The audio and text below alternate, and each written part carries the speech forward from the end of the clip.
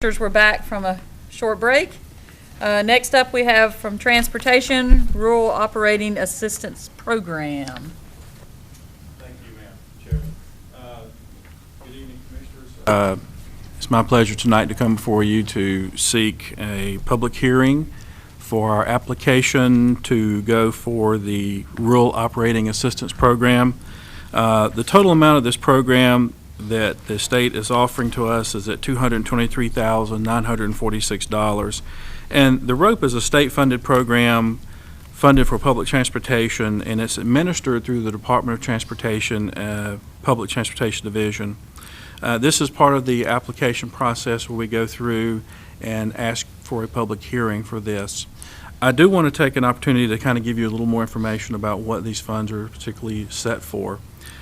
They are designed to help the elderly and disabled through what we call EdTap, and which provides operating assistance for transportation of the state's elderly and disabled citizens. This assistance allows these individuals to reside in their homes for a longer period of time, thereby enhancing the quality of life for those specific individuals. Included in this process also is the Work First Transportation Employment Transportation Assistance Program. And this program provides operating assistance for transitional work first and general public employment transportation needs for individuals who are transitioning from the workforce program into a steady work environment. And also we have what we call the Rural General Public, or RGP, funds provided transportation service to individuals from the general public who are not Human Service Agency clients. This service helps connect areas in the county that do not have public transportation services, such as the CK Rider, which operates in the city of Kannapolis and Concord. Now, these funds are made available to the counties only through an allocation. The ROPE funds are to be used for operational activities and not capital or administrative positions, and these funds are required to be accepted together as a package, and we can't split those apart. ROPE funds are submitted to the application submitted to the state. Now, the Elderly and Disabled Assistance Program and the Work First Program are provided with 100% state funds and do not require a local match from us. The RGP programs may be provided to use up to 90% of the fully allocated costs for each general public trip, and a fare is collected from the passengers, which covers the 10% match. So thereby it covers the needed money for the general, and we're not taking any money out of the general fund, so the fare covers our match cost for that. So what we're asking for this evening is you to help us hold a public hearing and then adopt a motion for the FY 2014 Rural Operating Assistance Program. Okay. Questions concerning this? Should I start, Chris? Do you want to start? Or comments, I should say. Yeah. I don't really have any comments. I do have just one question. The rural program, how much does the rider pay? That's a good question. It's a $3 fare. $3 each way? Yes, sir. Okay. So it'd be $6 round trip. Right. Okay. And so now the grants, is it paying for the actual service, or is it paying for the employees as well, like the drivers of the vehicles? It's actually, this is something that the state has created to help supplement the activities for salaries and cover the cost of those trips and those things. Yes, sir. Okay, so it's encompasses the vans, the gasoline, insurance, salaries, so there is no local cost whatsoever. In this particular area, no, sir. Right. Okay. Steve? Does this interface with any of our other services? I mean, like, are there different programs riding on the same trips and that kind of thing? Yes, sir. We do, in the state of North Carolina, for the past 32 years, we have coordinated transportation. This helps us operate more efficiently. We thereby utilize the equipment to have multiple passengers at one time on the vehicles. We can have our senior citizens on board with the rural general public, so we're utilizing this equipment along with our technology that we have installed with our mapping systems and our MDTs.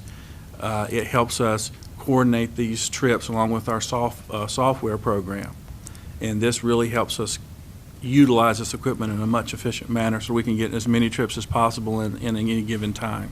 So if for whatever reason we decided not to take advantage of this grant, we may be still going down that same street, picking somebody up, so it just helps us be more efficient and provide greater degree of service. Yes, sir. Thank you. And I think too, just to add to that, that the road funds are very targeted, to specific populations, like the Work First, transitional Work First clients. These are people that have come off the program, they've secured employment, and the road program will support them getting to that employment until they can get to a point they can hopefully buy themselves a car, or they can rely on some other form of transportation. So it's very targeted populations within this grant. But like Randy says, we share Medicaid transportation clients may be riding on that same van to go to dialysis or something of that nature as well. So it is a shared program, but they support very specific populations and goals. So what percentage of funds actually go to help the elderly and disabled versus the Work First? Or do you know that? If you run them all together, I don't guess you do know. No, there's specific There's a allocation for specific each breakdown one. on it. It's Go less ahead, than Bob. 50%. Is it? Yep. It's 104,000 compared to 223,000. Total, 223,000 total. Yeah. Okay. But those figures are determined based on the formula by the state, so we don't really have Is a this state funds or federal funds?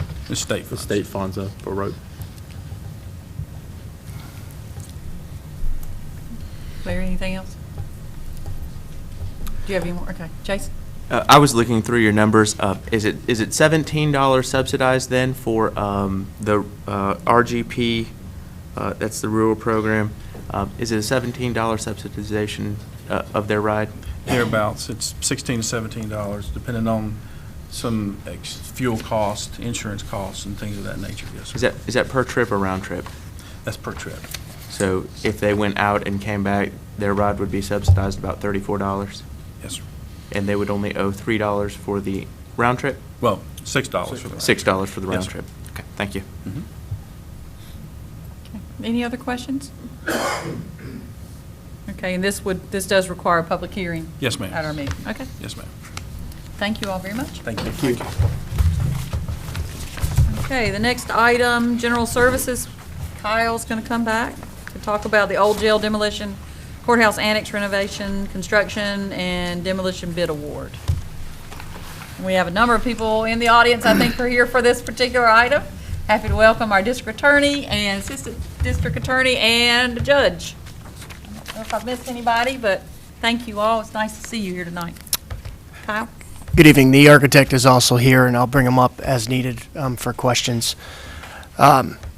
Sealed bids from a formal bidding process were solicited for the old jail demolition and courthouse annex renovations project and were received on September 18th. Staff and architect have reviewed the submittals, and a summary tab is attached for both the demolition, the renovations, and the combined bid, which we did in an attempt to try to get lower bids for the combined work. It didn't work out that way, but we did bid it all three different ways.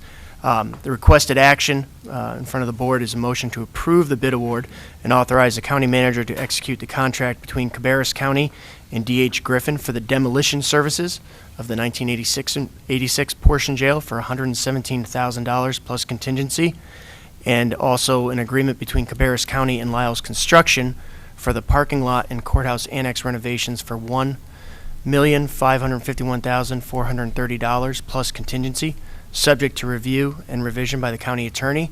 I will tell you that there's already contingency amounts in both of those bids.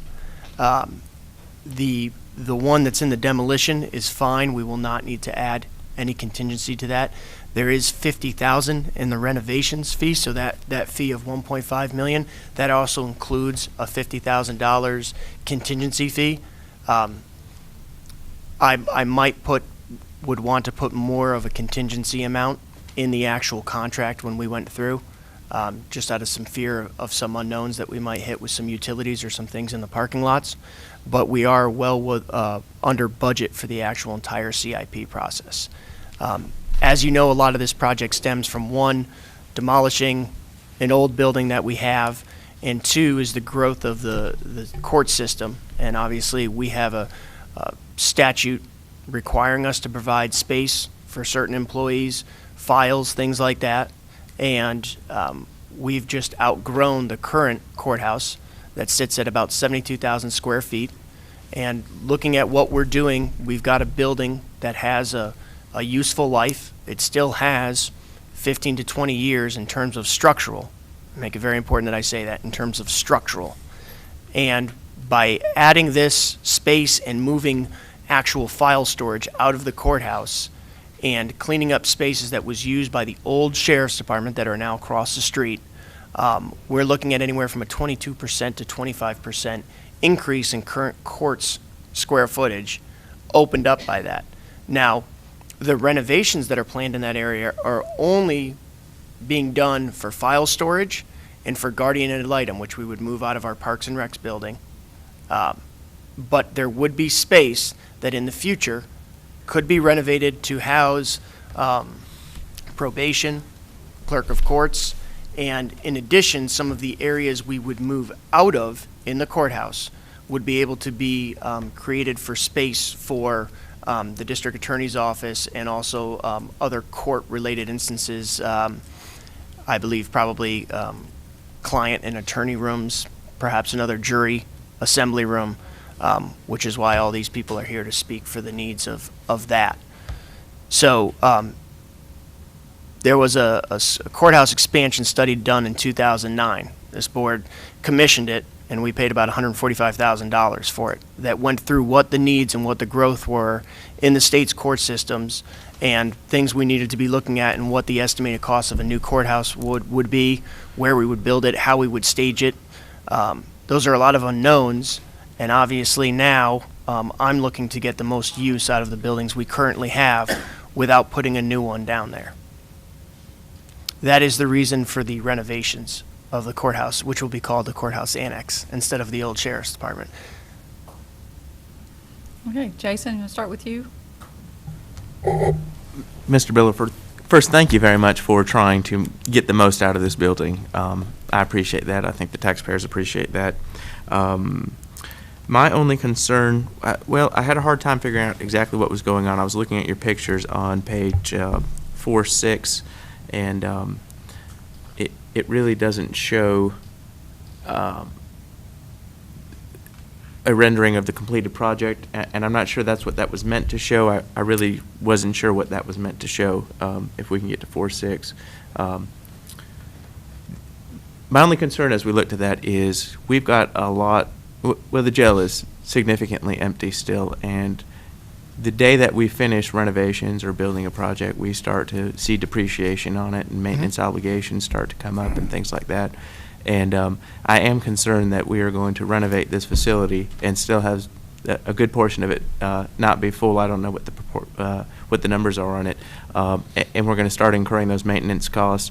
And then eventually what will happen is the useful life of those facilities is reduced, and potentially we're just running the clock till we have to do another remodel, and we're not getting the full use out of the remodel we just did. And can you speak to that some? Yeah, we're only renovating the areas that the files are going in and the actual guardian ad litem. And in fact, the room where all the file storage will go in, which are just very large rooms, similar to this size, 4 walls, nothing else, are going to be a VCT tile floor. The only areas that are being renovated with carpet and what I would call nice wall coverings, meaning just paint, would be where guardian ad litem is going to be. The rest of the areas that are in that are going to be concrete floor, cinder block, and in some cases they'll be where we literally ripped out bars, meaning doors with bars that were in actual jail. So if another renovations would need to be done to actually furnish an office space, you would actually need to go in and do a renovation. It will not just be sitting there as an office for somebody to move into. In fact, some of these areas that we're leaving, I guess what I would call unfinished renovated, which means I rip out all the detention equipment, are what would be the old master control area of the old jail, which this makes, you guys will have no reference point for any of this, but it's basically cinder block, big ironclad doors, and concrete floors. and that's how it's going to remain until we want to expand in it. Now, the area in the basement of the old sheriff's department, that with some security improvements in terms of where your inmates come in and how they transport over to the courthouse, you could somehow create a type of security interlock and then move probation into some of those spaces. Those would be areas that would just have VCT flooring and the wall. There would be no other further renovations done to them. In fact, in a lot of the areas we're renovating, we're not even putting ceiling tile back. So is your concern that I'm renovating all that space and then just letting it sit there? That, I was not sure whether Okay. that was the case. That leads me to a second question is, if we are not renovating all of the space, 1.5 million seems to be a pretty significant number, and I'm curious about what goes into that number. Ballpark, just under $500,000 is the actual site work in the parking lot, and then $1 million is the actual renovations that are going in there. And you have got a considerable amount of things to cut out of there that is in the building that's going to stay. So people say that we're tearing down the old jail, but that's not correct at all. And I wonder if those were the pictures that you were talking about. Was it rendering pictures? Yes. Yeah, okay. If you could. Page 84, I think. Yeah.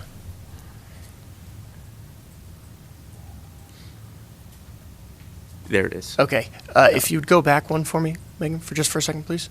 Okay, so that's what's currently sitting there now. And go down one, Megan.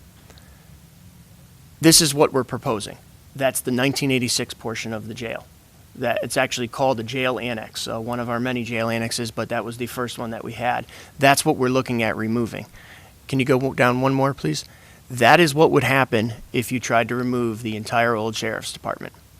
We would have an exposed courthouse. You would need to build a new secure area to get the inmates from the tunnel in, a new elevator, and obviously some pretty significant engineering with exposing the courthouse like that.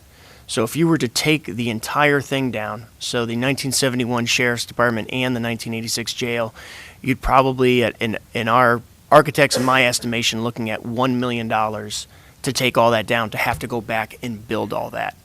So that's one of the big reasons we're doing what we're doing is I don't know how I can't get inmates from the tunnel to where they need to go in the courthouse without that portion of that building sitting there. So the contracts that you have, the demolition is for picture one, which is 2 pictures up, that portion. Then you're going to demolish it, and remodel is in picture 2, the Correct. portion that's left. Correct. The upper portion of that building that you're looking at, the old sheriff's department, is actually what was the original jail. So you still have to go in there and gut all of the cells and everything that is poured in concrete. So all those cells, this doesn't look like our current jail. This is like the old type jails with the big skeleton keys and everything like that. All that stuff is poured in place. So I have to go and cut it all out. And that's actually where both the clerk of courts and the DA's file storage rooms are going to go, is in that area. You're familiar with the courthouse, pretty much going through where the attorney's lounge is, where I'm going to create a secure hallway to be able to get in there. And I'm going to be able to separate the inmates that are getting off the elevator completely from any courthouse staff that's going back into their file area. That's been a big problem with what we've had to do, or a challenge for both the architect and myself in courthouse security, is how are we going to keep everybody separate with what is now building codes and fire codes? If you go through them compared to what they were when we built that building, it was pretty much, you're on your own when the fire alarm goes off. Now it's a lot different. Doors have to open. They have to be interconnected. You have to be able to get out of this one and have a secondary one and not be in a dead-end hallway. None of that stuff existed when those buildings were built. So trying to go through and create how that's all going to work while taking a building that has good use in terms of structural and make it a usable space, it's been a significant challenge. Well, I'll just say thank you for the savings to the taxpayers. We had a proposal for a new courthouse at $52 million on one of our lists, and this is substantially cheaper than that, and I appreciate that. Larry? Steve? Chris? I know we've been talking about this for over a year. One thing that I know we had talked about before, and I was just curious if it's still going to be in this plan, is the secured parking. Yes, it'll actually be, yes, the secure parking is in there.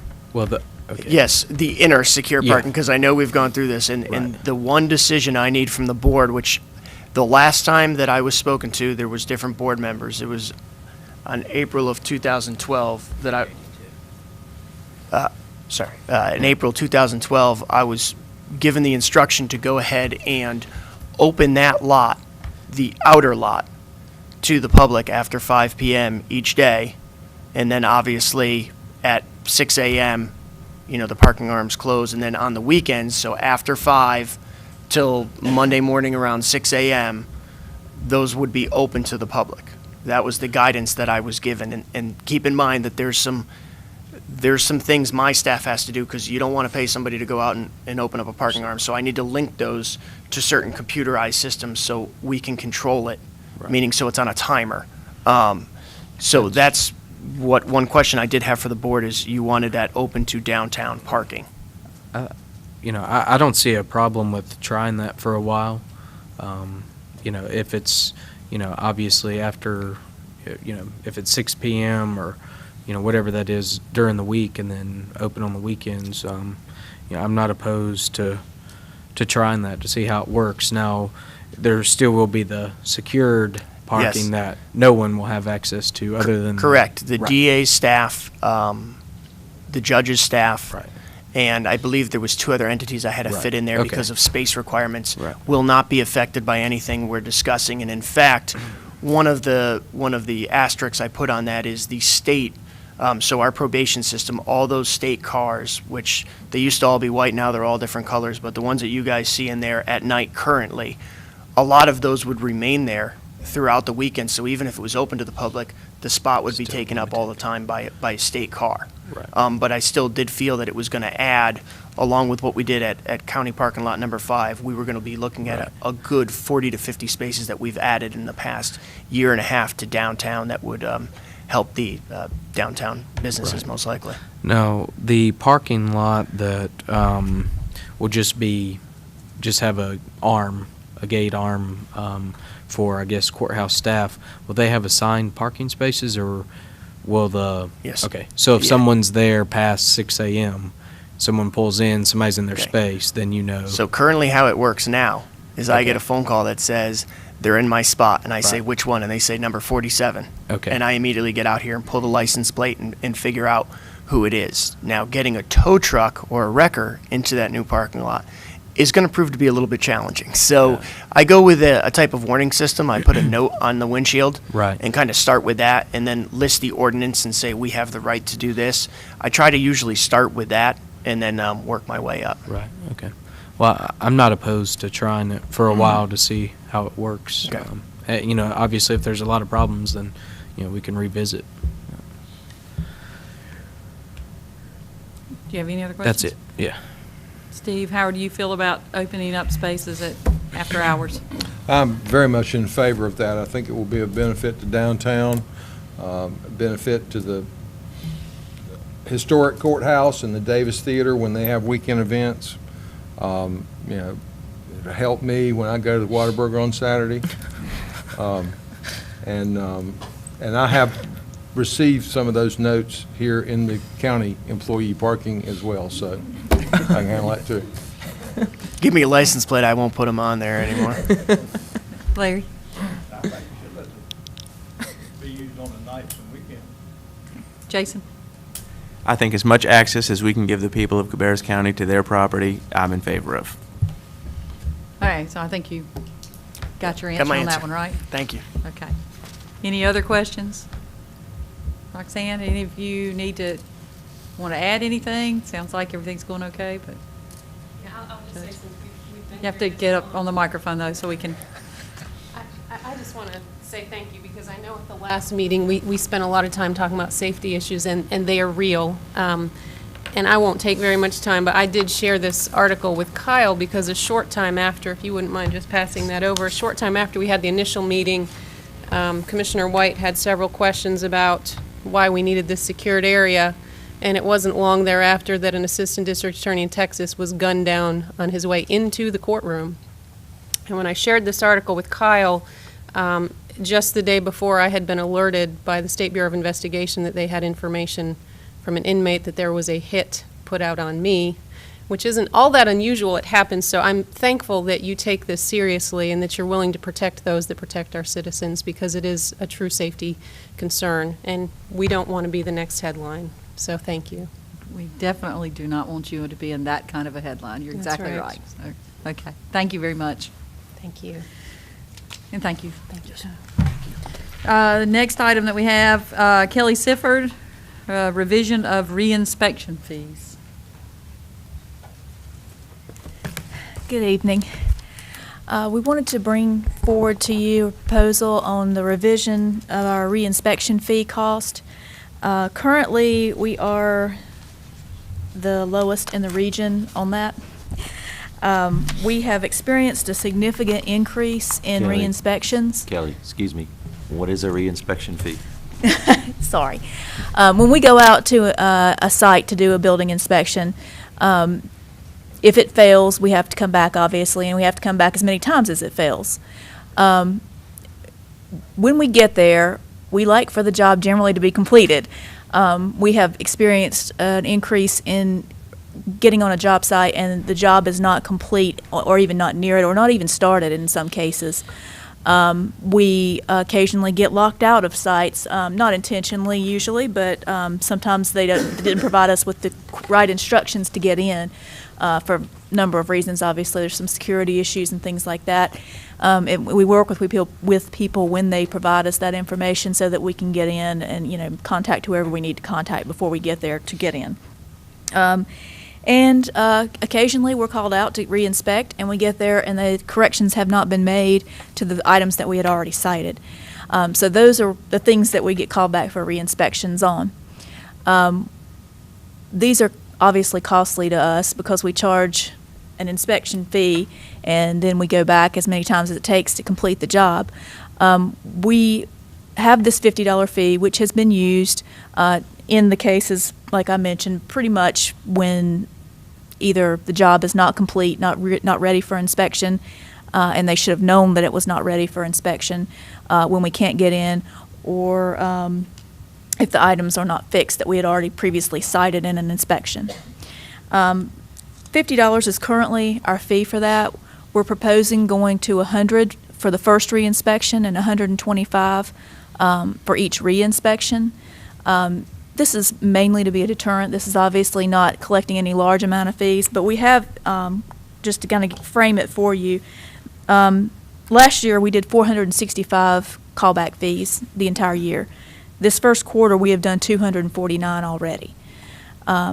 This is not a change in business type for us. This is just a problem that's increasing for us. Obviously it costs us and you more every time we have to go out for these inspections. So what we want to do is deter that behavior and make sure that when they call us that the job is in fact ready to be inspected and that we can gain access and that they've made corrections to the things that we've already cited. So we checked around. We were obviously a little bit cheaper than the lowest next one, and I kind of took a ballpark of the ones listed and made a proposal to you for the 100 and then 125 for each additional. And this is mainly to recapture our cost too of going back out to the site. Obviously there's personnel time involved and usually a good bit more when you're revisiting a site because you usually have to spend a little more time explaining, talking with people, helping them get to where they need to be with the inspection. So we have, and also just to kind of give you a helpful amount of total numbers. Last year we did 30,780 total inspections. This first quarter we have already done 11,550 inspections. So we're up significantly. So that's part of the problem, but part of it is what we've experienced is in the past there was one superintendent for one subdivision and they managed that and they were able to do that. What we're finding is a lot of the larger companies have one superintendent running multiple subdivisions. So what's happening is they're kind of using us as site superintendents, and when we go out there we're making punch list in essence for them. So what we're trying to do is get them back to doing that and us back to just inspecting. Okay. What's the turn down rate by trades? I would have to pull that up. I think it varies. I think just glancing off of what I saw, probably electrical and HVAC were a bit higher than others. We did have a little bit of a run with plumbing recently, which was related to the weather that we had when we had a lot of rain. We were trying to get to trenches in time and all that, and we had problems. It wasn't everybody, we weren't charging callback fees, but there was a lot of failure due to that. And there was a lot of failure due to weather recently, but we did not charge callback fees for that. Well, we charged a callback fee is when we went out there and there was no footing dug. When we went out there and it wasn't complete and ready. If it was filled up with water, we didn't charge them a callback fee. We failed them and said, call us when you get it cleaned out, and we did our best to meet that demand. But obviously, this summer was a bit difficult with the amount of rain that we had. Is it more for building or more for electrical or? It's for any of them. I think, based on just glancing at the numbers, I would say that it probably seemed to hit mechanical and electrical more at higher rates. Probably, I'm guessing, by specific corrections not being made, or maybe access, because a lot of building inspections you can do from the outside without gaining access is more with. Is it mostly residential? I don't have the breakdown. We just have the total. What I did was pull a report for each inspector and go by that, and so it doesn't break it down by commercial versus residential, so I'm not really sure. But it's probably more residential. It could be, yeah. I would venture to guess that's the case, but I don't have the numbers behind me to prove it. Is there any way to find out? I can try. I'm not sure when we pull the information out of Acela how we do that, but I will attempt to do that and get it to you. I will work with. Well, failure. The only thing I'm looking at is the one-time re-inspection for $100. That ought to stay 50 and go to 125 after that. And I'm open to suggestions. I know a lot of times I've done jobs where the inspector came out there and I've told him, the key's under such and such a place, and he don't look for it, and he just leaves and turns the job down. Or, there's a ground wire somewhere, he don't see it, so he turns the job down. And so I think the first time, it ought to stay at 50 and then raise it up to 125. I raise it up to 500, I don't care. We're certainly open to it. We just had to get together something to bring to you. What we want to do, too, with this is obviously it creates more demand for more inspections. And so we're trying to be able to put off additional staffing as long as we can. And so this is one small step we can do in that process to manage this. And so we had to put something on the table for you to look at. So I'm certainly open to anything you would suggest. Sounds to me like you got a bunch of unqualified individuals out there doing work. If you got this many turndowns, I think part of it's that. I think part of it is communications are not what they once were. Is it a language barrier? No, superintendents handling too much. They're not communicating with their subs as well as they did in the past. And, every one of these has multiple subs, and, that's a lot of communication, a lot of making sure you got the right permit called in, and, those type things. So I think probably communication is probably not what it once was. Chris? Do you have any questions? Steve? No. Jason? What is the actual cost for going out and doing a re-inspection? What do you think that is? Well, it would vary depending on, and we're going to pull some information together because we're going to propose a new fee schedule. We have obviously different levels of inspectors and different pay rates for those inspectors. We have, of course, soft costs, which I don't know if that was ever included into the indirect costs if that was ever included into our building permit fees. Those haven't been adjusted in several years, obviously, with the economy the way it was. No, we didn't do anything with those. So I'm not really sure, to be honest, what all went into it. I know that we have some that are as low as $15, and obviously we can't get somebody out there for $15 when you add in all the true cost of an inspection. Whether or not every inspection we're going to be able to get the full amount to cover it, I don't know, because that's something I have scheduled in to work with finance to come up with what is the actual cost, including our indirect cost. And then, those are decisions that, you'll have to make about whether or not you want to absolutely get every cent of our cost on every inspection. And that's something we need to discuss with the home builders too. We've talked to them generally, they know that we're throwing around some ideas, and we told them we would bring those to them for comment as well. But the basic comments that I've been hearing is they're willing to consider those things if that means that the staffing is what it should be and that they can get next day inspections. Next day inspections is their main concern that they have put forward to me. And so whatever it takes to get that staffing level is what I'm hearing. So, we'll have to put some numbers together. Based on statutes, you can only charge fees enough to cover your cost. You're not supposed to make, it's not supposed to be a huge moneymaker for you. So we make sure we compare to all the counties around, especially in this region, that are going through the same type of thing. Make sure we're within high-low. Most of the time, we're in the middle somewhere. And then, but we can run some more numbers. We haven't done it in a couple of years as far as what is the actual, if you take the hourly rate of the employee, the vehicle wear and tear, the cost, cost per miles, that kind of stuff. We can build that into it, but this department pays for itself, and that's what we want to make sure it does. If we have to continue to add employees, that could be a problem. But our current we're doing well there. It pays for itself, but so we are very cognizant of raising those fees higher than being really absorbent about a fee or whatever, especially comparing to the region around here. So we stay there, but we've not done an actual breakdown of the cost in a couple of years probably. So And thank you very much for trying to keep our personnel costs down. I appreciate that.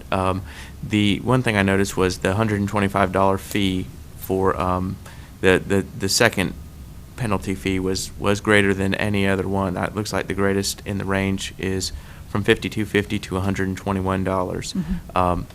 I would like to see people pay for their actual cost. And if it's $125, it's $125. Okay. What I am concerned about is it says here that we want a system of increasingly punitive fees. And I think people are punished enough, to be honest with you. And so I think there should be a deterrent in terms of them having to pay for everything that they are causing the county to incur. But I just don't want to see a fee that doesn't bear a rational relationship to what they actually cost us. And so that's something I'm interested in. Okay. We can. Well, they shouldn't need a third inspection. If you get turned down the first time, and you ought to fix what the man tells you to fix on the second time, and that should be all he'd have to go back. And if they don't fix it, then it's on them. I mean, there's no reason to recall an inspection and not be fixed what the inspector turned down. Makes no sense to me whatsoever. Well, and keep in mind, this is for the same trade and everything. So this is, it is, out of those, you're probably certainly less than a third where we're actually back a third time on the very same subject. Now, that house could fail quite a few inspections separately, but we're not adding up based on different ones because those are, again, different responsible parties in essence because you have different trades. So this is only for that particular same trade and same inspection, so to speak. But we are certainly, that's something we were going to look at anyway, so I'll be happy to do that and report back on that. And I'd also have no problem if it's getting to the third time and next day service is a big priority for us, and we've got a lot of contractors that are doing it on the first time. Those people should get priority. And if part of this is by the third time you don't get priority and you go to the end of the line, that's fine with me also. You go to another county. Okay, will you have additional information for us by our regular meeting, or is that something? I will attempt to. Okay. I'll need some finance help because you don't want me running numbers, so. Right, I understand. If you I'll do can, that. other information that you can get to us before the next meeting, I will. and just on this, I mean, not on changing the whole fees, Right. just on this one item that you have before us on reinspection fees. Okay. Okay, I We'll think do the that. other one's probably going to take a little bit longer for you to come up with. So How long has it been since the inspection fees were changed? I'm not sure. It's probably been 4 or 5 years since we did a major overhaul of the inspection fees. And some of them, there are, as Kelly said, by trade, there are some where we're not recouping the complete cost. But don't we run about what Charlotte does? No, we run below what they do. How much below? You got any idea? The last time we looked at it was substantial, but we can pull their fee schedule. We do it a little bit differently than they do, but it was substantially below. Yeah, sometimes it's a little hard to compare apples to apples because the structures are very different, but we can pull that information. It might be in time to increase the fees. I think that's a bigger issue that, it's going to take them a little bit longer. So if we can look at this reinspection as we have in 2 weeks, and then, And we will be looking as at you the, proceed with the other, then we'll Yeah. obviously put that on the agenda. and we do have plans to bring forward to use a proposed fee schedule for effective January 1st. So we'll be working on that. What the turn down rate is by trade versus residential Yeah. commercial. And I took that note, yeah. I know by trade we can do it, it's by type, whether it's commercial, residential, industrial, that may be a little bit more difficult, but I think we can do both of those. But by type, I think will be, or by trade will be the one we can get to you the quickest. Well, if it's mostly on houses, it concerns me. I've looked at some, and again, these are more anecdotal, but I've, for different reasons, have looked at a couple of these houses where we have been out for the same framing, for instance, 4 times, and it's failed. And we give them detailed notes on what needs to be corrected, but it's just a matter of not having supervision. So it's that skill level that you're talking about that's not on site. So you're failing them, giving them notes on what needs to be corrected, and it's not getting corrected repeated. I mean, so we end up out there repeatedly. And that is mostly residential, we're seeing that. Okay, the next item, home program administrators. Thank you. This program, with a home program where we do the single-family rehab for elderly and disabled families, we do typically use a consultant to do the work write-ups, environmental reviews, oversee the work, and oversee pay to the contractors as they pass inspections and as they complete different levels. They manage the lead and asbestos, making sure that all those clearances have been achieved. They have expertise in that area that our current staff does not have. We put out RFQs for this service. We direct mailed 3 companies. We only got 1 response, so we posted it on the website as well. We still only had the 1 response. This is the company that we are currently using. Just to provide you a framework, the last company that we used about 3 years ago was about twice as much for this same contract, a little more money involved for the work, but not significantly. So I think it's a very good price. They are very different than the last company that we used. We have been following them closely. They have managed to provide everything that we need thus far. So I would recommend that we stay with this company at this time. Okay. Larry started the last one. Do you want to talk about this one?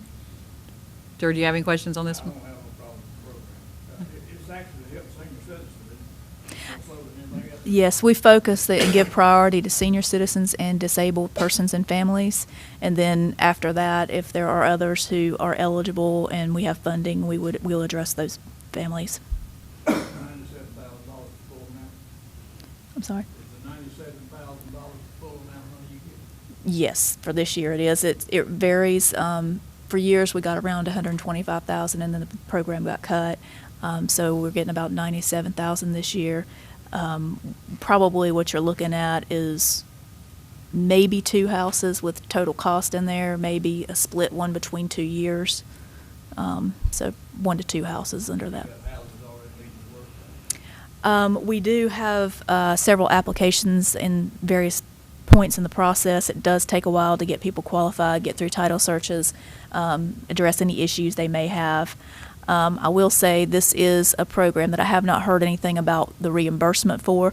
So at this point, I probably wouldn't physically enter into any contracts until the shutdown issues are squared away. We do have 1 open contract right now that in a previous year that we're working on.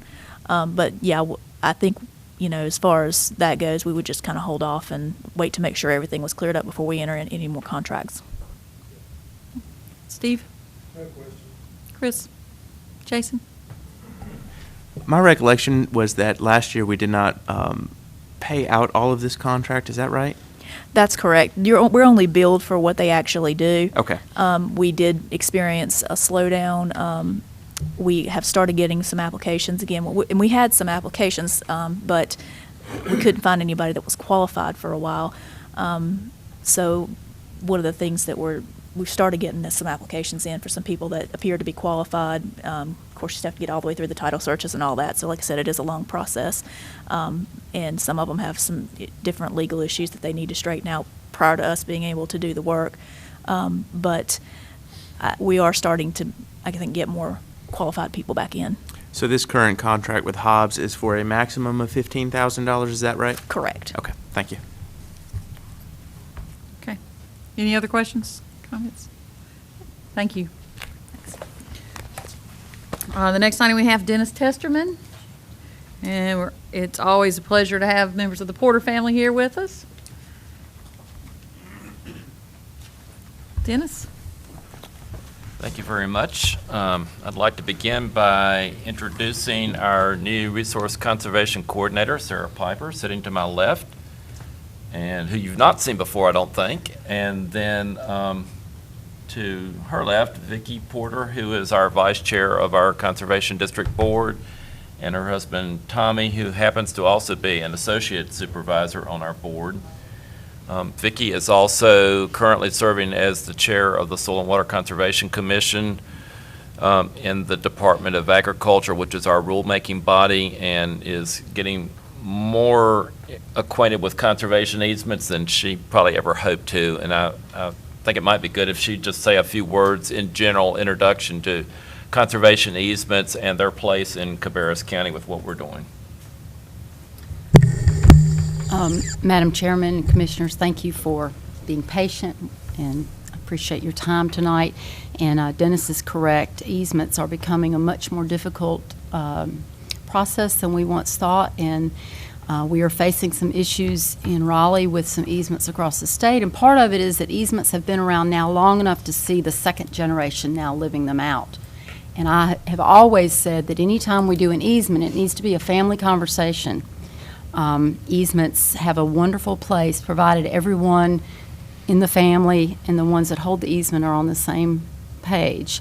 I am sitting on a committee right now developing some issues with some easements in the state. We are lucky to have our easement being held with Soil and Water District, and Dennis and his staff have done a wonderful job in educating Tommy and myself and our family.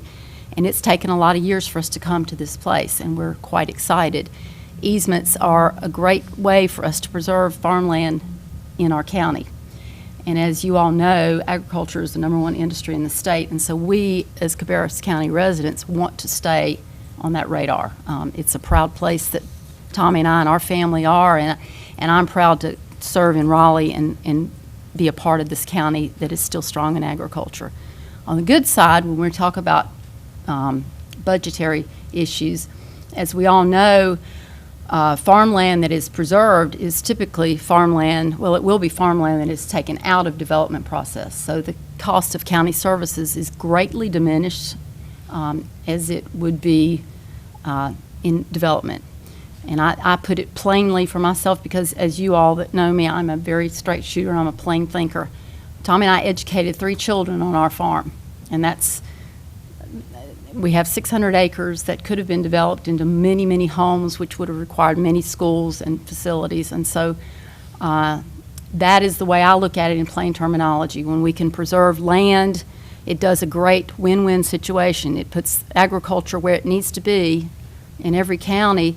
It also puts the county services on a much less need for those folks that are on that farm.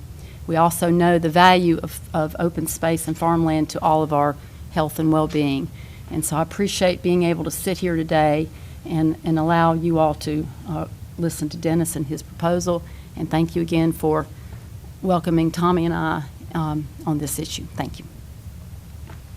So we, your board several years ago agreed that farmland preservation through the use of conservation easements was a direction that the county wanted to go in. There are flyers, I think, in just about every distribution point in the building that was developed to educate people about that.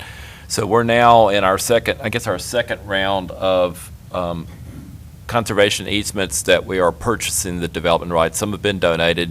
We've had some outright donation of land, fee simple title. This is the second round on the Porter Farm. So we have a grant that we applied for last year. We got notification in July that we had received a grant of $228,112.50, and this is from the Ag Development and Farmland Preservation Trust Fund in the State Department of Agriculture. This would be to purchase a second easement on the Porter Farm. This one's estimated at 182.49 acres.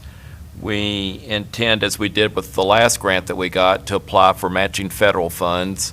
So on this grant, we are anticipating writing a grant for $456,225.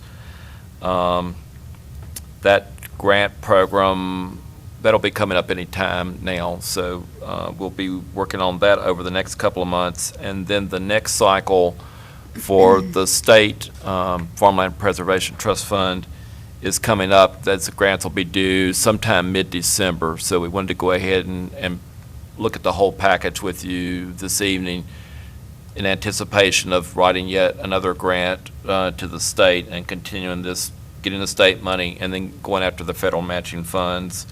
Up until now, the county's contributions to this have largely been in-kind, staff time. We've got money in our regular budget for doing survey fees. The county attorney's been helping us with getting them closed and recorded and all that sort of thing. You did approve in our budget for this year, as part of our capital improvement plan, the use of monies for farmland preservation. So we now, for the first time, have additional monies that we could write into the grants as a match to make our grants more attractive. And I'm thinking that it's a good timing because the state funds are getting more and more competitive, and they didn't fare real well in the state budget this year with any increases. So, having said all that, what we're asking this evening is that you would, one, accept the grant award from the state and adopt the related budget revision and project ordinance, and authorize the county manager to execute the grant reward on behalf of the county, subject to review and revision by the county attorney and the Conservation District. Two, that you would authorize the Conservation District to submit an application for the $456,225 that I mentioned earlier. This would be matching funds from the Farm and Ranch Land Protection Program, and that's administered by Natural Resources Conservation Service in the U.S. Department of Ag. And three, that you would also adopt a motion to authorize the Conservation District to submit one or more applications to the North Carolina Ag Development and Farmland Preservation Trust Fund for additional funds to acquire more conservation easements on additional farmland. Okay, commissioners, questions? Chris, you want to start? No? You're good. Steve? Thank you for what you're doing. I'm sorry you had to wait till the end of the agenda, It's fine. but Not a problem. it's a great program. Thank you. Larry? I think it's a good program. I'd rather see cows out there than houses. Jason? I only had one question. This is sometimes where service to the community can sometimes hurt you, but I wanted to make sure that there's not any conflict of interest with respect to the fact that you both serve, and you're the vice chair, Mrs. Porter, on the Soil and Water Conservation Board, and I wanted to see how this process, how the decision was made in order to select your farm to be the applicant for the easement, and I just want to get a little bit more comfortable with that process. Not that there's an issue, but I would just like to get more comfortable with that. Well, I'm going to, excuse me, I'm going to let Dennis speak to that as well, but I can tell you that from my perspective, the fact that I sit on the commission probably caused my family to go through much greater hoops. There is great ethics training and great avoidance of any kind of conflict of interest. And so I think that Tommy and Dennis would agree that the fact that I hold a position on a state level board as well as my local board probably created more hurdles for us. I don't know if Dennis wants to reiterate that or not. I would reiterate all of that, and then also to say, I guess I don't know, between the federal and the state, they both are very diligent in making sure that there's no appearance of any kind of conflict of interest. There's actually some language in the federal one that caused my heart to skip a beat, and I probably lost some sleep over it till I checked it out with the state, but they had to do a written statement, and our board had to weigh in on that too, to make sure that all that was documented. The other piece that I would say, flitted in my mind, and while you're thinking, Sure. we never want, though, I mean, obviously avoidance of conflict is very important for all of us, but we never want families that serve on boards to be penalized for their also wanting to do, preservation of farmland or, easements or anything on their land.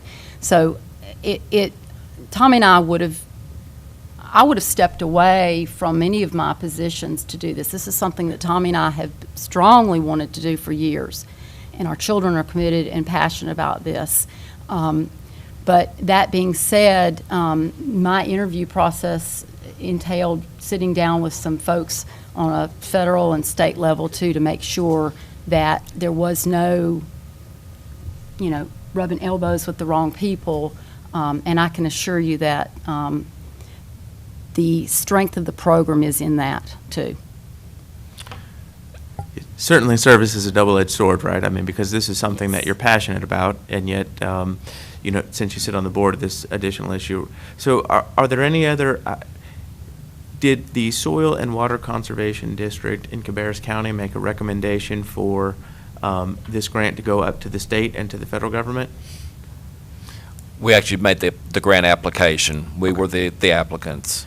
And how was that process decided as to who would be the applicant for those grants? So when we first got started on this, the porters were, Tommy's actually, I think both of you were in the video that our communications and outreach folks produced. The interest still has not been super strong on it. So there were not any applicants that we've turned down to date. There's some other, I don't know, in our line of work with conservation, you look for innovators, and the porters are those innovators. And I think everybody else is sort of sitting on the sidelines waiting to see if they want to go out on the dance floor or jump into the pool or whatever the relevant analogy is on that. We have a ranking process in place, as we do for all programs that we work through, and we haven't had to kick that in at this place. There is another farm, Barrier Farm out of Mount Pleasant, that has received a grant as well, so the porters aren't the only one. They were the first ones to step up.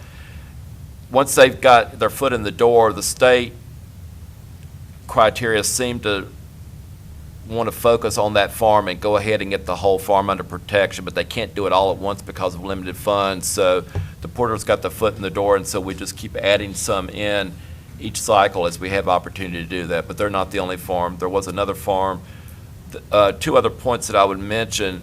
The way that we've construed all the grants that we've done is the applicants, well, not the applicants, we're the applicant, but the farmer that's involved is agreeing to accept lower than market value for fair market appraised value. So that's part of the match that's factored into the grant. And then we also are now factoring in a stewardship fee. So there is a fund with the county that we set up a couple of years ago, and the porters have agreed to pay, essentially it would be out of the money that they get from the state and federal government, a portion of that to go in that stewardship fee. So there's money there for monitoring and these easements over the long haul. The other thing I was going to mention is also I was added on to the Land Trust for Central North Carolina Board a few years ago, and we have a formal memorandum of agreement with them They at times might be initiating these grants, sometimes our board that's initiating it. So you've got another body that's also looking at what are the priorities in a given county and which ones do we go forth with. So in our case, it gives us a little extra outside opinion as to whether we're focusing on the best farmland that we can get. And the grants, the way they're set up, they're looking at soils that are officially designated prime farmland soils or soils of state importance. So your grant is not even going to get off the drawing board unless you've got the natural resources that warrant taking limited funds and focusing them on those areas. You had mentioned that the state budget had been cut for these, or at least maybe flatlined on these conservations. Will this application prohibit another Cabarrus County resident from receiving a grant, conservation easement? I don't think so, and that's why in that third part of what we're asking you to do, I'm looking for one or more applications. So we have the option in there of doing more than one. Again, it's not an easy job to sit there and figure out how much staff time do you put into writing applications that may not go anywhere. But I'd say there's, just right now sitting here, there's at least a 50-50 chance that we would be writing more than one application for the next cycle for the state funds. And Mr. and Mrs. Porter, I hope that you don't take any offense to those questions. I don't mean them to be offensive. I just, with government today, you just have to ask questions like that, and I appreciate the fact that you're willing to give us answers to those questions, and really I appreciate the fact that you're really trying to be good stewards with your land and things like that. Well, and absolutely. And the last thing I would want you to think by Tommy and I sitting here today is that we're self-serving. Our grant aside, we are extremely passionate about preserving farmland across this county and across the state. Tommy and I have worked diligently for voluntary ag districts and enhanced voluntary ag districts. So I certainly appreciate your question. That's what you need to be doing, asking those questions to folks. And I'm not offended at all, but I don't want anyone to think that that's the reason we're here today. We're here today to keep the program strengthened. One other comment I would make as well, and I think you all know this, but just to make sure that you're aware, all these applications go through our conservation district board. So the way those were set up, we celebrated our 50th anniversary this year as a single county district. The reason those boards were set up is that you have local folks that know the best how our natural resources need to be conserved, making decisions. So all these are run through that board, and Vicky's just 1 out of 5 votes on that board. And so that gives us, of course, at that vote, I recused myself from any conversation about that. So there was, on record, no conflict there. So. Thank you very much. Welcome. Thank you. Mr. Nixon, Wayne here? Or are you doing that? I'm sorry. I think I'm doing this. I didn't see him, but I wasn't looking all the way around, so. Register of Deeds, resolution regarding electronic payment records. Page 97.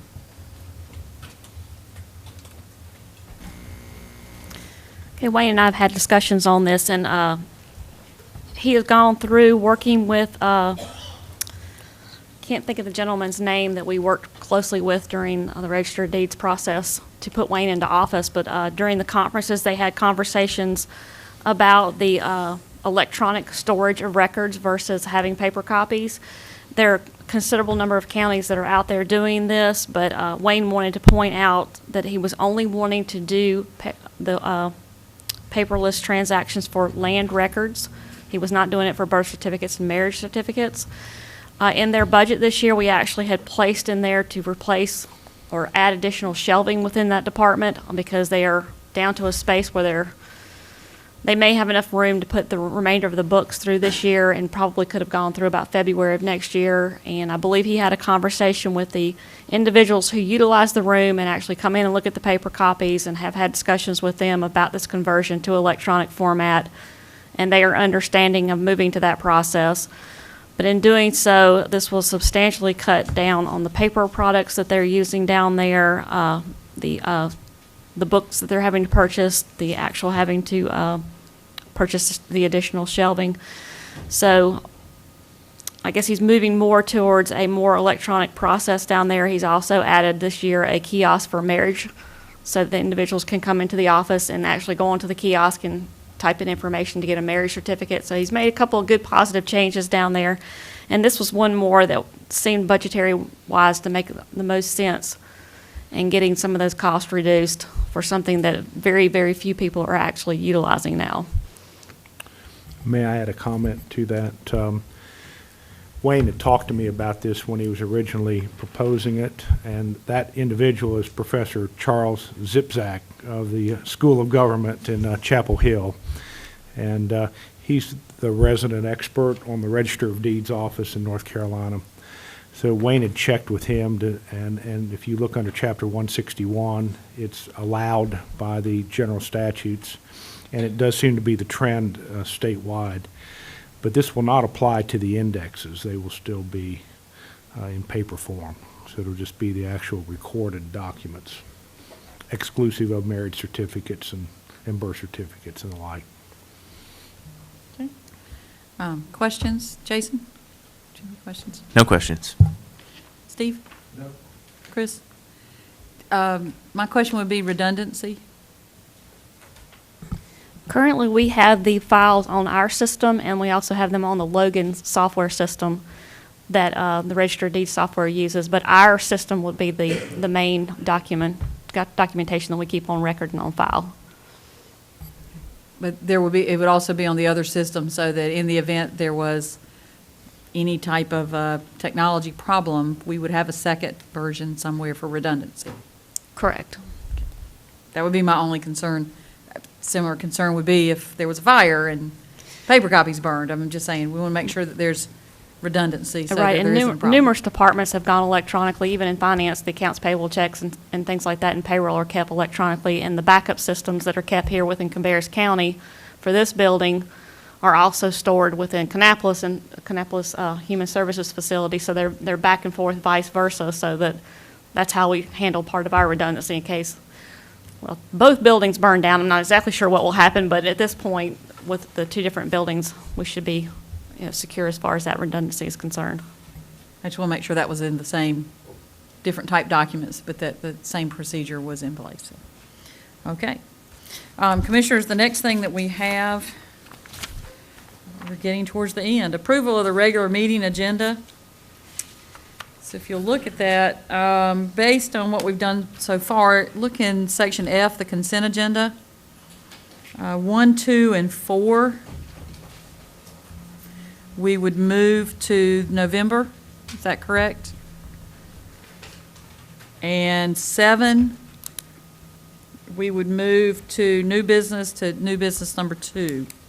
So the fields, the Central Cabarrus High School turf, and the CVB interlocal agreement would go to November. Number 7, revision of reinspection fees would become new business item number 2. 3. The fountain. Oh, okay, I'm sorry, you're right. Let me back that up. 3 would become number 2 under new business, and 7 would become number 3 under new business. And number 6 you approved tonight. And number 6 we approved tonight. So 6 would be taken off. Okay. Yes, 1, 2, and 4 move to November. 4.2, 4. Under F. Sorry, I'm on the regular meeting agenda page. Okay, I'm looking at the paper copy, which should be the same. 1, 2, and 4 go to November. 3, which is the fountain restoration, would become new business 2. 6 is deleted because we took care of that tonight. 7 would become new business 3, so we can talk about the reinspection fees. That item will stay the same as we had presented tonight.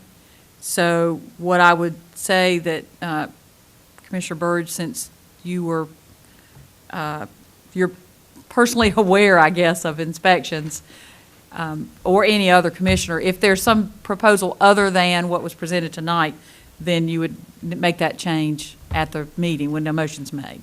That's why that would be pulled off to get some more information and see if you want to change it from the 100 and the 125 that's been suggested at this time.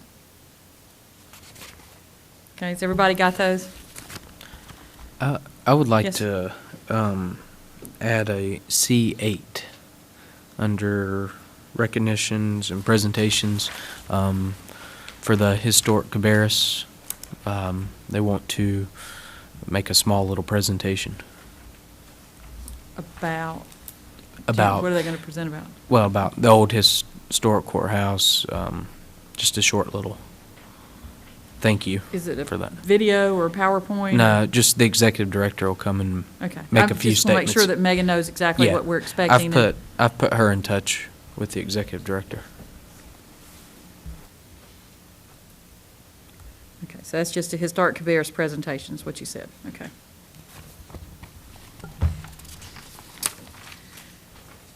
Okay, anything else?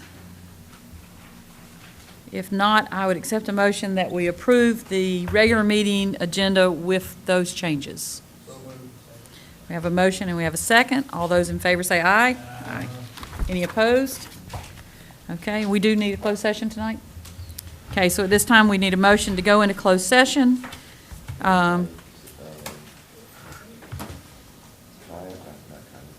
Lundy and Tony. To invite Lundy and Tony into the meeting. Okay, do I have a motion and second? All those in favor say aye. Aye. I would also like to remind the general public and, of course, all of you, that we will be here Thursday night, Thursday afternoon, October the 10th at 2 o'clock for a retreat. And we have a lot of items that we'll cover that day. As always, the public is welcome to our meetings. That will be an open meeting for our fall retreat. Okay, thank you all very much, and we are now going into closed session. Good night.